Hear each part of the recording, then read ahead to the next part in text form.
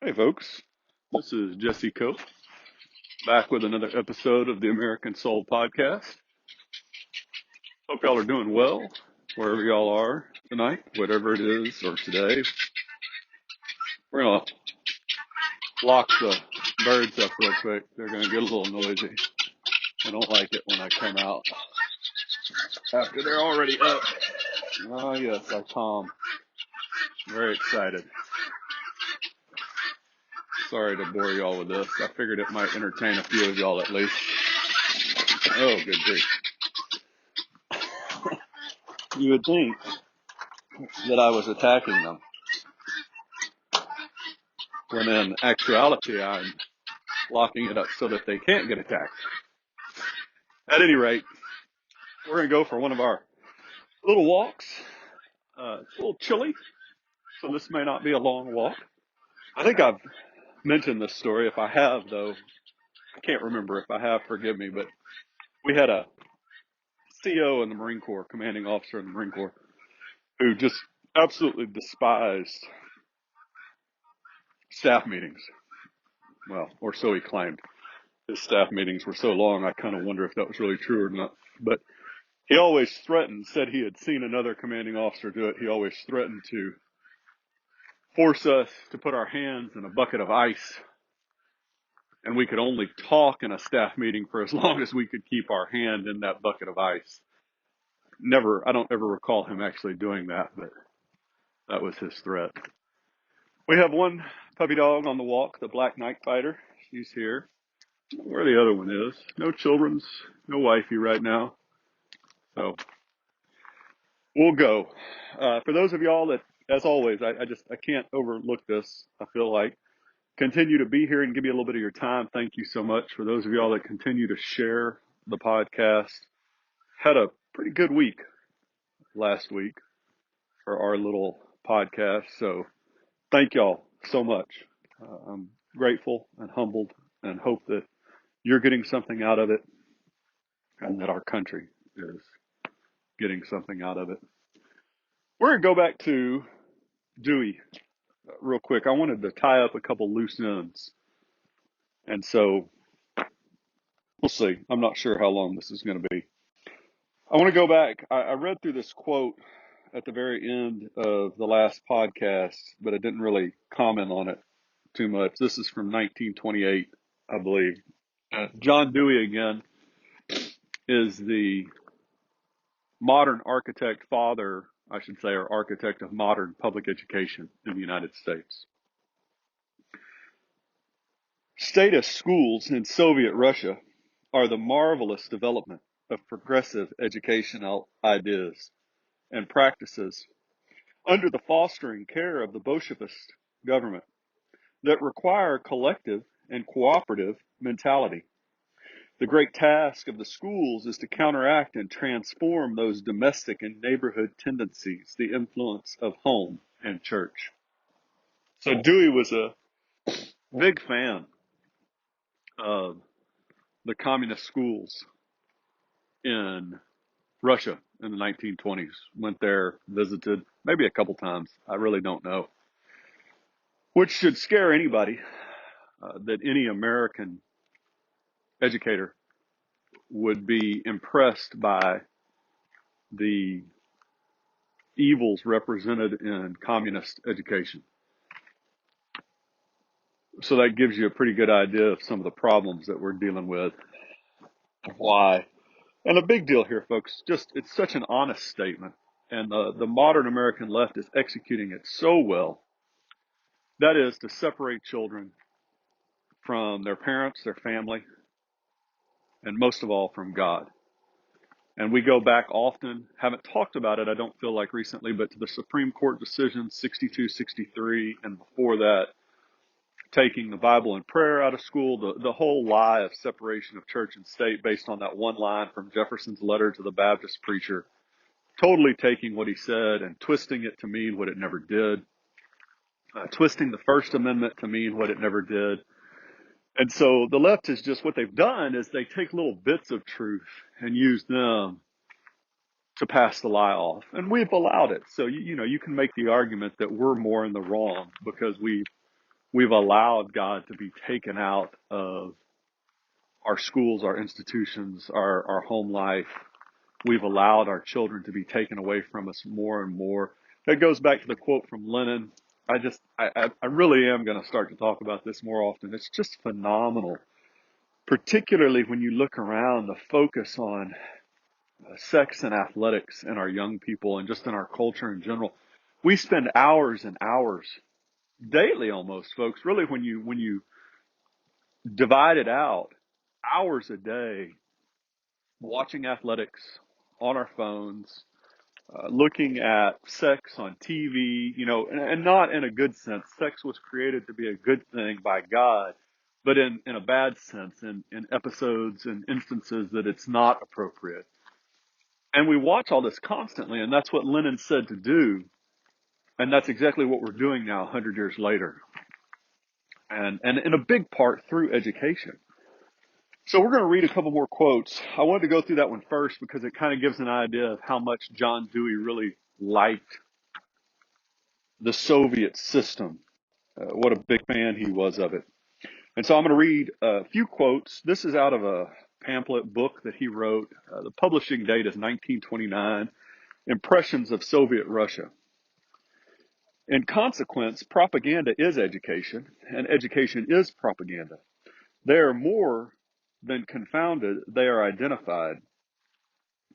So here he's saying, we're going to push this propaganda, or the Russian schools are pushing it in their education systems. Education is propaganda, which really, folks, I mean, the revisionist history that's started for the last 50 years in particular, where we go back and we completely destroy, you see it now, right? Like the Teddy Roosevelt statue being removed after 80 years from in front of the Museum of Natural History, I believe, totally destroying our heritage and our history. This is a tactic used again and again by communist and socialist countries, dictatorships across the world. Because if you can destroy the history of a place, then you can destroy the soul of that place. You know, that's really what we're fighting for. That's the reason that this is called the American Soul Podcast, because we're fighting for the soul of our nation, our ties to God, our heritage, our history. And the left is doing everything they can to destroy that. Whether they'll admit that in words or not, folks, that's what their actions are saying. That's what their actions are proving. And so here again in education, what we're going to do is we're going to push propaganda. We're going to push the lies. We're going to push that LGBTQ lifestyles are good. We're going to push socialism and communism. We're going to push bigotry via critical race theory and identity politics. We're going to push feminism. We're going to push all this stuff onto our children in education. In this particular aspect, the work of the schools finds its meaning expressed in words one often hears. Nothing can be done with the older generation as a whole. Its ideology was fixed by the older regime. We can only wait for them to die. Our positive hope is in the younger generation.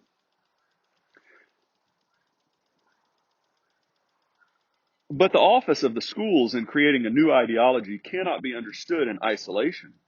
It is part of a reciprocal operation. Political and economic changes and measures are themselves, during the present period, essentially educational. They are conceived of not only as preparing the external conditions for an ulterior communistic regime, but even more as creating an atmosphere, an environment favorable to a collectivism or collectivistic mentality. So he's speaking about Russia here, and he's using a quote, that first quote up there, nothing can be done with the older generation. Our positive hope is in the younger generation. We're just waiting on the old people to die, basically. That's from Lenin that Dewey's quoting. And you see this so clearly, folks, and we've abandoned, again, on the conservative side, on the Christian side, we've abandoned our children to these evils.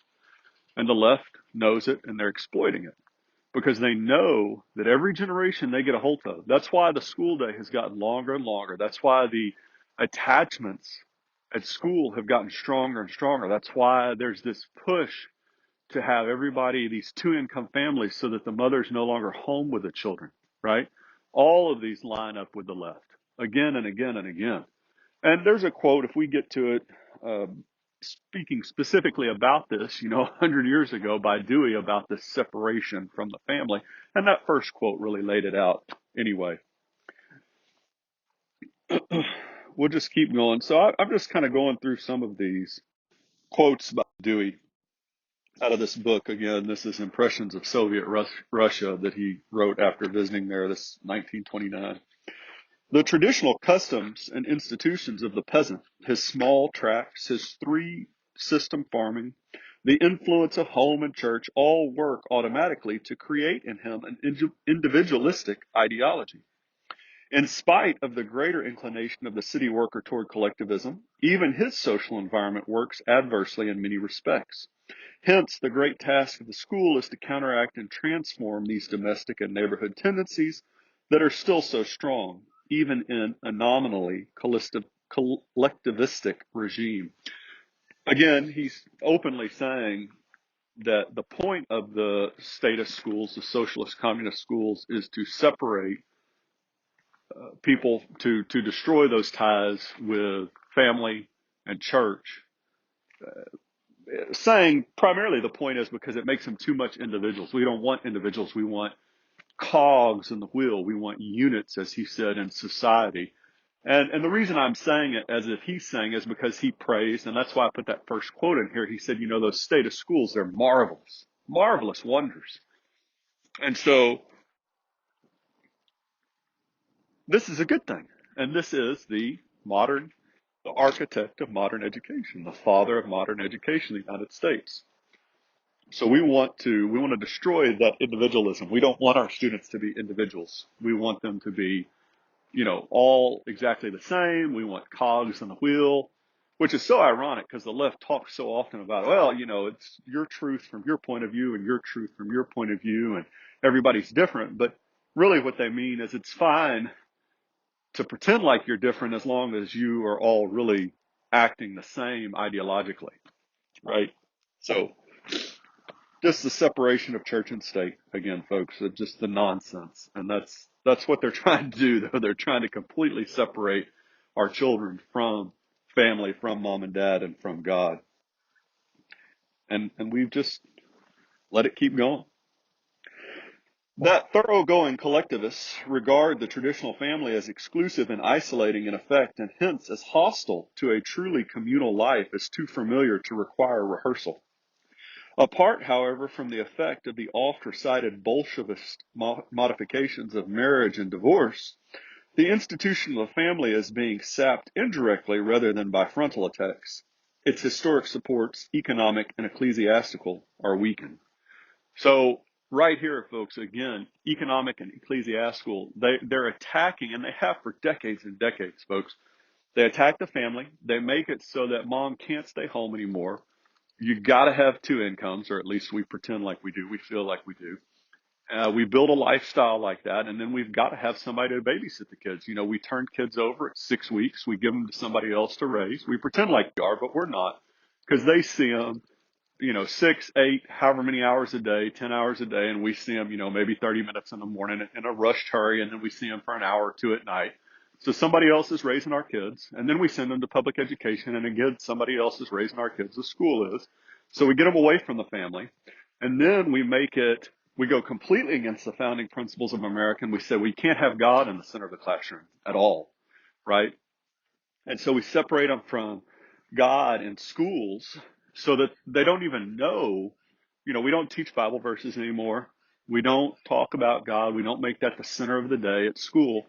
And so the more and more we separate it there, especially as so many of these kids have broken families and they're not getting it at home, then we effectively separate them from God. So we're separating them from the history and heritage of America.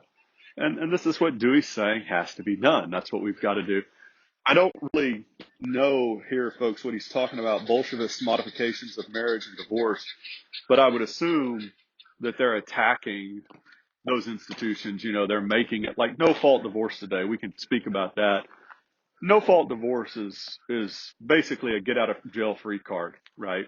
That was never the intention. That wasn't what we were founded on as a country. We were always founded on monogamous relationships, one man, one woman. You get married, And that's the backbone. As Reagan said, that's the cornerstone of our American society. And we're undermining that at every possible turn. Our special concern here is with the role of the schools in building up forces and factors whose natural effect is to undermine the importance and uniqueness of family life. It is obvious to any observer that in every Western country, the increase of importance of public schools has been at least coincident with a relaxation of older family ties. What is going on in Russia appears to be a planned acceleration of the process. For example, the earliest section of the school system dealing with children from 3 to 7 aims in the cities to keep children under its charge 6, 8, and 10 hours per day, and an ultimate ideal, although far from present fact, this procedure is to be universal and compulsory. If you don't realize that laid out public schools, folks, you need to go talk to a teacher or look at a school. So we made the school day longer and longer. We made the school year longer and longer, 6, 8, 10 hours a day. We keep them away from mom and dad. We keep them away from their grandparents. We weaken and undermine those family ties. We destroy their relationship or their ability to have a relationship with God and Jesus Christ. So we're undermining at every turn the foundational supports for our nation, for our republic, right? And we're destroying those ties with the family. And then we throw in no fault divorce. We throw in the fact that we've got to have mom working now too, so there's nobody home anyway. And the schools take them more and more. And this is what Dewey laid out that was happening in Russia 100 years ago, almost a century, right? And he says that this is a great thing. This is a marvelous. These schools are fantastic. And that's the father or the architect of modern public education in America. This is what it's based on, folks. This is what the left has been doing for decades. You could make the argument for a century here. They're doing it well, and we're allowing them to do it. And as long as we continue to allow them to do it, to destroy the tie with the family, to require dual income households, to take them away from mom at, 6 weeks old, however, keep them away, have somebody else raise them, make sure that God's not involved in that raising. So you're not getting it at home. You're not being raised by your parents. And then we don't have God in the mix at all. And then we throw in no fault divorce. So broken families. This is all exactly part of a plan to get to socialism and communism and get away from our founding faith and principles. And regardless of what our neighbors, family, friends, whoever you want to talk about, regardless of what they say in their words, well, that's not what I want. That's not really what we intend. That's not what we're trying to do, but that is what they're doing. That's what their actions are leading to, folks. We've got to get to that realization at some point, right? At some point, no matter how many times the alcoholic says, I didn't mean to get that drunk, you've got to look at them and be like, but you did. But you did, and there's consequences for doing that. And maybe that's a bad analogy. It's just the first one that popped in my head, folks. But that is where we're at. And we're going this direction with public education to the point where, just like our country, really, right? USSR, basically on the one hand, or a fight on the other. Now, there might be a third option with education. That is, if you can get school choice out there, if you can start to give parents back control, and if parents will take it, if they'll start to take responsibility back of these kids, if we could shorten the day and the year, if we can get these kids home with mom and dad more, particularly mom when the kids are young, we can start to make some drastic changes in the generations coming. And maybe that'll hold off a fight. Maybe. But this stuff has been here, folks. This is why it's so important to talk about. This is why I'm going to talk about these, particularly Lenin and this Dewey quote and some others, more often, because as the Marine Corps said, we have to know ourselves, but we have to know our enemies. Well, folks, these are our enemies. They're trying to destroy our country. They're trying to destroy our children, if you really want to get down to it. And we've got to wake up and realize that. Have to. There's nothing loving or kind about ignoring it or pretending it isn't true. It's like the proverbial ostrich sticking their head in the sand. So, as always, I've taken enough of your time. Y'all remember that you do have influence. And there's ways to change our lives so that we have even more influence. We talk about these priorities and these hours. Take some of that time that we're watching Netflix or Hulu or on our phone or doing whatever it is that we're doing and give that back to God and give that back to our spouse and give that back to our children. We don't have to do everything. We don't have to be involved in every single activity out there. We don't have to go running up and down the road every single day of our lives. In fact, you can make the argument easily that we should be doing less of that and more of being a family.